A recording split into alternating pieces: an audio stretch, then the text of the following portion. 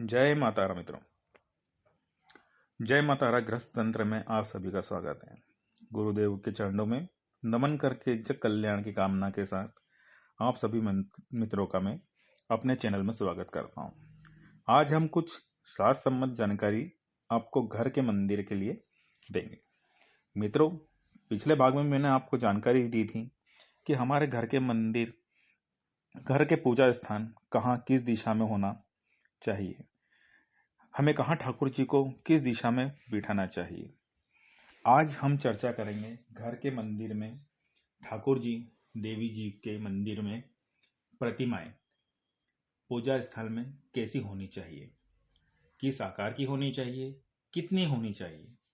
तो मित्रों, जानकारी देना चाहूंगा, घर के अंदर अंगूठे के पोष यानी अंगूठे के ऊपरी भाग की लकीर, जिसे हम पोष कहते हैं, उससे छोटी प्रतिमाएं घर के मंदिर में नहीं रखी जानी चाहिए और अधिकतम एक बालिस्ट यानी कि एक बालिस्ट से बड़ी प्रतिमाएं नहीं होनी चाहिए। एक बालिस्ट यानी एक कनिष्ठ का उंगली को जमीन पर रख कर अंगूठे को आसमान के ऊपर किया जाए तो यह एक बालिस्ट कहलाता है। मित्रों, घर में प्रतिमा अधिकतम इससे बड़ी नहीं होनी चाहिए। अब मित्रों, बात करें हम आगे, तो हम हैं गृहस्थ, इसलिए हमारे घर में मंदिर में प्रतिमाएं, मूर्तियां कभी भी स्थायी रूप से स्थापित नहीं करनी चाहिए। कभी भी मूर्तियों को सीमेंट या किसी और चीजों से स्थायी रूप से नहीं रखना चाहिए। इन्हें सदा ही चलयमान होना चाहिए ताकि हम उन्हें पूजा स्थान में सदा ही वहां से उठाकर स्नान आदि करा सकें, फिर उनकी सेवा कर सकें, उन्हें भोग लगा सकें, उन्हें वस्त्र पहना सकें और उनकी अपने इच्छा अनुसार सेवा कर सकें। कारण यह है कि स्थायी प्रतिमाएं मंदिर में ही उचित होती है, सर्वश्रेष्ठ कही गई है, क्योंकि वहां पे उनकी प्राण प्रतिष्ठा होती है। वहां पे उनके पंचोपचार, षोडश उपचार और कई प्रकार की प्राण प्रतिष्ठा विधि के द्वारा उन्हें स्थायी किया जाता है। हम अपना अगर घर कहीं बदलते हैं, कहीं और जाते हैं, शिफ्ट होता है या पुश्तैनी घर छोड़ के हम किसी और जगह जाते हैं, तो उन मूर्तियों को हम जब निकालते हैं तो उन मूर्तियों को खंडित होने का डर होता है और खंडित मूर्तियां हम घर में नहीं रखते। तो उस मूर्ति की जो ऊर्जा शक्ति होती है वो वहीं विसर्जित होने पे खत्म हो जाती है। तो इसलिए कहा गया है कि स्थायी मूर्तियां घर में नहीं रखी जाती, रखें। अब आगे हम बात करें कि यह घर के मंदिर में रखने जाने वाली जो मूर्तियां हैं उनके विषय में मैंने आपको इसका अनुपात बताया कि एक पौष से छोटी मूर्तियां और एक बालिस्ट से बड़ी मूर्तियां घर में नहीं रखी जानी चाहिए। अब आगे की चर्चा करते हैं दोस्तों, मित्रों, कि घर के मंदिर में कौन से देवी देवता की उपासना करनी चाहिए। घर में कभी एक देवी देवता की उपासना नहीं करना चाहिए। घर में सदैव पंचदेव की उपासना ही सर्वश्रेष्ठ होती है। हमारे सनातन धर्म में 5 प्रधान देव कहे गए हैं जो कि पर ब्रह्म के रूप कहे गए हैं। मित्रों, भगवान गणेश, श्री नारायण जी, सूर्यदेव, भगवान शंकर और देवी दुर्गा, यह पंचदेव कहे गए हैं। एक गृहस्थ को इन्हीं पंचदेवों की आराधना उपासना सदैव करना चाहिए। यही हमारे शास्त्रों में भी कहा गया है और हमारे शास्त्रों में भी इन्हीं देवी देवताओं की नित्य पूजा का विधान दिया गया है। आगे के भागों में हम इनकी नित्य पूजा अर्चना के ऊपर भी बात करेंगे कि किस प्रकार इनका पूजन किया जाए। अब आगे बात करते हैं साधकों मित्रों, पंचदेव मूल हैं, इसलिए सभी के इष्ट भी इन्हीं के रूप हैं। जैसे नारायण के रूप कृष्ण राम को उनके कृष्ण और राम के नाम से पूजा जाता है, वैसे ही देवी दुर्गा जो है उनके नव दुर्गा रूप, महाविद्या रूप, वैसे ही भगवान शिव के उपासकों के लिए शंकर जी के अलग अलग रूप और गणेश जी के सूर्य देव के रूप। पर एक गंभीर और विचारणीय बात सामने आती है क्या क्या हमें पंचदेव के उग्र रूपों जैसे नारसिंह, काली, वीरभद्र, महाविद्या के उग्र रूपों की पूजा आराधना घर में करनी चाहिए या नहीं? तो मेरा कहना है, हम गृहस्थ हैं, हम वह नियम, अर्चन, भोग उग्र शक्ति को नहीं दे पाते जो उन्हें चाहिए। इनकी साधना बड़ी तीक्ष्ण होती है। इनकी पूजा आराधना में की गई गलती आगे वाली पुश्तों के लिए, हमारे आगे वाले आने वाले परिवार, हमारे वंश के लिए भी नुकसानदायक होती है। तो इनकी जिस चीज की हमें जानकारी ना हो, जिस चीज का हमें ज्ञान ना हो, उग्र शक्तियों जो कि छोटी सी गलती में रुष्ट हो जाती हैं, उनके लिए हमें पूजा आराधना घर में गृहस्थ होकर नहीं करना चाहिए।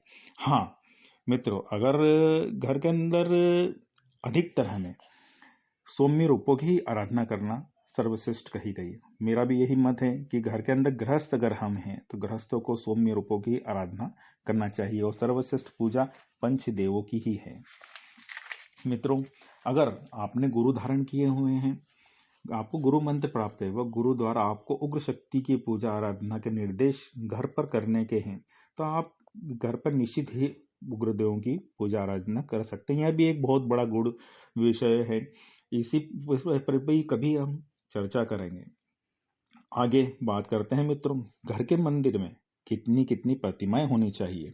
शास्त्रों के अनुसार ग्रहे लिंगे द्विजनाचार्य गणेश क्षेत्रीय तथा शंख द्विज तथा सूर्य चार्च शक्तित्रय तथा दे चक्रे द्वारकायत्र शालग्राम शिला द्विजम तेषा तु पूजयेव उद्वेग प्राप्नुयाद ग्रही। इस श्लोक से कहा गया है कि शिव जी के शिवलिंग जो होते हैं वो घर में दो नहीं रखे जाते हैं। गणेश जी की 3 प्रतिमाएं नहीं रखी जाती है, शंख 2 नहीं रखे जाते हैं, सूर्य देव के 2 सूर्य देव नहीं होने चाहिए घर के अंदर, उनकी प्रतिमाएं, शक्ति की 3 प्रतिमाएं नहीं होना चाहिए, 2 गोमती चक्र नहीं होने चाहिए, 2 शालिग्राम नहीं होने चाहिए। अगर यह घर में होते हैं, मतलब आपके घर के अंदर, पूजा घर के अंदर होते हैं, तो इससे उद्वेगना यानी कि अशांति घर के अंदर आती है। तो यह एक शास्त्र सम्मत बात है, इसका हमेशा हमें ध्यान रखना चाहिए। अब आगे हम बात करते हैं मित्रों कि हमारे पूजा, हम बहुत पूजा करते हैं, भक्ति करते हैं, बाकी पूजा के भी अलग अलग रूप हैं। इसके 3 रूप कहे गए हैं, भक्ति, ज्ञान और वैराग्य। तो हम मित्रों भक्ति तो बहुत करते हैं, जिस भी तीर्थ पे जाते हैं वहां से मूर्तियां लेके आते हैं, वहां की तस्वीरें लेके आते हैं, पर क्या हम घर में इतनी सारी तस्वीरें पूजा में रख सकते हैं? शिव जी के 12 ज्योतिर्लिंग, 12 शक्तिपीठ अगर हर जगह से हम लेके आएंगे तो घर में जगह कहाँ होगी? तो मित्रों, जहां भी तीर्थ पे जाएं वहां से कभी भी नई मूर्तियां या फिर नई तस्वीरें नहीं लानी चाहिए। हर देवी देवता की एक एक तस्वीर घर में होनी चाहिए, क्योंकि जो सब में है वो एक में है और जो एक में है वो सब में है। कहा गया, एक साधे सब सधे और सब साधे सब जाए। तो भक्ति तो बहुत है, पर ज्ञान के अभाव में हम ऐसी भूल कर जाते हैं। अब आगे मित्रों, अब आगे हम चर्चा करेंगे हमारे पितरों की। तो क्या हमारे पूजा स्थान में हमारे देवता के समकक्ष पितरों को हमें बिठाना चाहिए? तो इसके लिए मैं आपको कहूंगा कि हमारे पितृ हमारे लिए पूजनीय हो सकते हैं, बाकी उन्हें देवता के समकक्ष नहीं बिठाया जाता।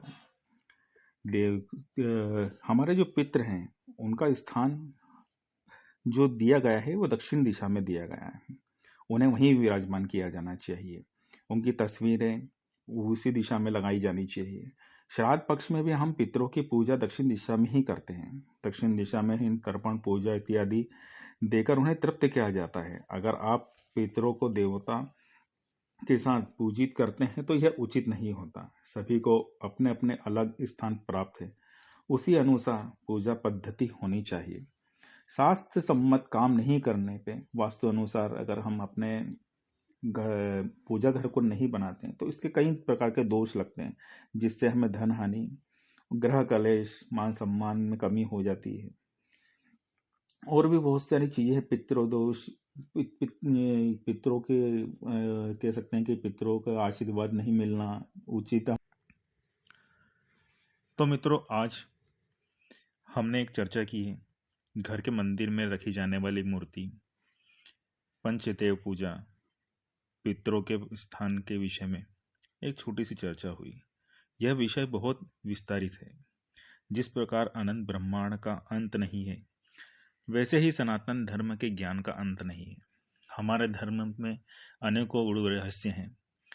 मेरी छोटी सी कोशिश आपको सनातन धर्म की जानकारी देने के लिए है, ताकि आने वाले समय में हम ज्ञान के अभाव में लाभ के अवसर न गवा पाए और आने वाली विपत्तियों से खुलकर सामना कर सकें।